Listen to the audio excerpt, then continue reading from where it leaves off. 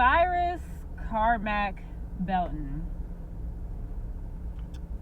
This is a young black 14-year-old boy who was chased and unfortunately shot in the back by a Rick Chow. Well, he was chased by Rick Chow, the gas station owner, and his son. All of this over a water bottle, or 4 water bottles that they allegedly they thought he stole. It's actually pretty insane. It's an insane case. So it was like they went through a whole play-by-play of the whole incident. Y'all, long story short, this kid ended up losing his life, okay? The problem I have with this case is that when they go through the details of them, he's in the store, they say he grabs 4 water bottles, he puts them back, because, you know, when you're in a certain store, or depending on who's in the store, and they're accusing you of stealing, you're probably going to want to leave, right? So, and this is going by the footage and stuff I've been doing a little research online. People did play-by-plays of what happened. Grabs 4 water bottles, puts them back. They're saying, oh, let's check your pockets, see if you have anything else. He shows them he doesn't have anything. Then he goes out of the store, grabs his book bag, goes out the store, starts running. Rick Chow and his son start chasing after the kid. Of course, the kid is going to start running. He's scared. It's 2 grown men chasing him. Now, as he's running, they say the whole thing, they chased him 160 yards. They say he trips over 3 times. Trips over 1 time, loses his shoe. Trips over a second time, loses his phone. Trips up a 3rd time. Unfortunately, he did have a gun on him, right? Gun falls out. So on that time, I guess he's like reaching for the gun to pick his gun up, correct? The son sees this. Rick Chow's son sees this. He then proceeds to tell his father, hey, he's got a gun. So the father has his gun, because, you know, when they ran and chased him out the store, the father decides to bring a gun with him. Shoots the young man in the back. The bullet won't hit his heart or hit near his heart, so that he unfortunately ended up dying of his wounds. They tried to help him do CPR. Does not work. Fast forward all these years, you know, everybody's talking about the case. He was arrested. This happened all back in like 2023. He was arrested on this, but because of you know, the evidence and how the attorneys defended the case, or argued the case, they ended up acquitting him of all charges, and he didn't get a murder charge, which is insane. Now, the reason he was acquitted of those charges is because they really honed in with the jury. They were able to convince the jury, well, this kid had a gun. And then they tried to say that the witnesses' statements weren't, you know, completely accurate, or weren't textbook of what happened. But I'm like, in moments like this, things can happen in a matter of seconds, minutes. So you're not going to remember every single detail. So I think all these things play into why Rick Chow got to go free, because the kid did have a gun. Should the kid have had a gun? No. However, I don't believe the kid should have lost his life. I don't believe the kid should have lost his life.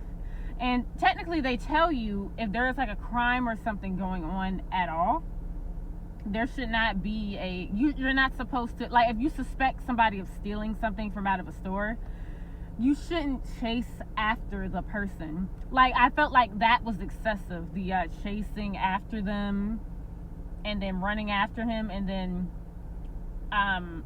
the father, then the son having to tell the father, oh, he's got a gun. Then the father shoots him to protect his son because he's thinking his son's life is in danger. Like, we could talk about how all of this could have been avoided, right? It's like, it was completely unnecessary, and it was an excessive use of force. However, when we point to, and this is unfortunate because the family, they lost their son, someone lost a nephew, someone lost, a grandson. Like, this isn't like, this is pretty serious, guys. Like, we can talk about all these things, but I feel like the reason a lot of people are justifying this and said that, oh, we're gonna find, or they voted not guilty, right? they chose to vote him not guilty is because of the main thing is he did have a gun on him, and because he went to reach for it to pick it, because it looked like he was going to pick it up. That's what some people are saying. That's why he ended up getting shot in the back. Because a lot of people are like, well, how could he shoot him in the back if they said he was on the ground? Because I think some of the testimonies don't make sense, because he made it seem like he was on the ground and he was facing him and pointed a gun at him, which is not true. Clearly he stumbled, like they explained in the courtroom. He was stumbling, and maybe he was trying to gather his bearings. And you know, when a gun falls out, maybe he didn't want people seeing that. He wants to go pick it up, but instead, I don't know, he could be scared. We don't know the reasonings, right? He could have went to pick it up, and then because of that, right, the jury hung on to that, and they're listening, they're hearing this, they're listening how the person is articulating and explaining why Rick Chow was justified in his actions. So they were able to get a not guilty verdict simply because he had a gun. Now, the judge not the judge. The family are definitely going to come after Chow again in civil court and try and sue and get something and get some type of justice, because this is just unacceptable. And you could say, some people could say he should have got at least a manslaughter charge, something like that, right? It's pretty insane, but that's what does not make sense to me. It's the fact that I feel like, yes, should the kid have had a gun?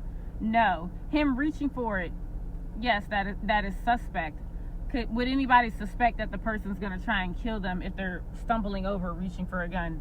You tell me what you would do down in the comment section below. But I felt like y'all need to understand, all of this started just because they assumed, because a black person came in the store, that he was going to steal something, that he was going to steal the water bottles, whatever the hell. And no, from what I saw, people said he had no record of stealing anything. Now, a lot of people are saying, some people said he didn't have a wallet on him, he didn't have certain things on him, so they're trying to claim that, well, if he didn't go in there to steal, then why did he go in there?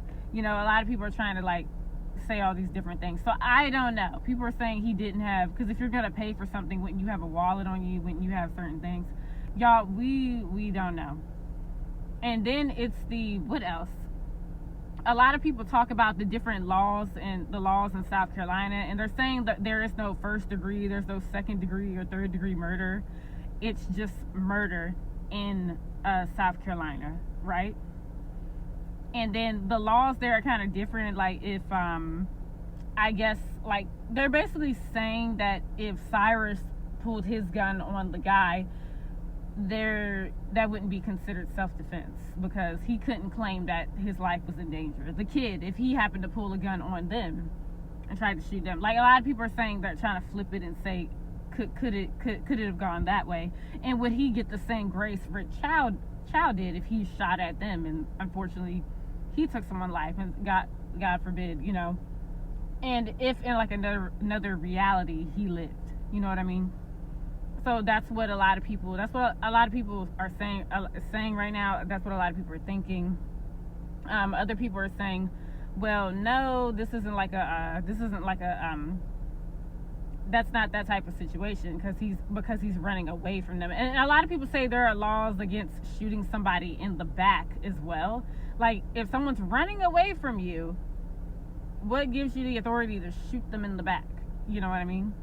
But I think like I said before, they're hanging on, because people need to understand, even if someone is guilty, you know, they say you're innocent until proven guilty, whatever, all these things.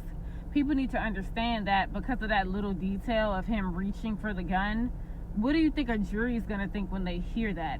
Yes, this situation's wrong and everything like that, but because they're saying he reached for the gun and Rick Chow acted in self-defense, like he felt like his son's life was in danger, they were able to let him go off of that detail. And then you got the witnesses and all the stuff that I said earlier. So it's kind of, the whole situation is fucked up.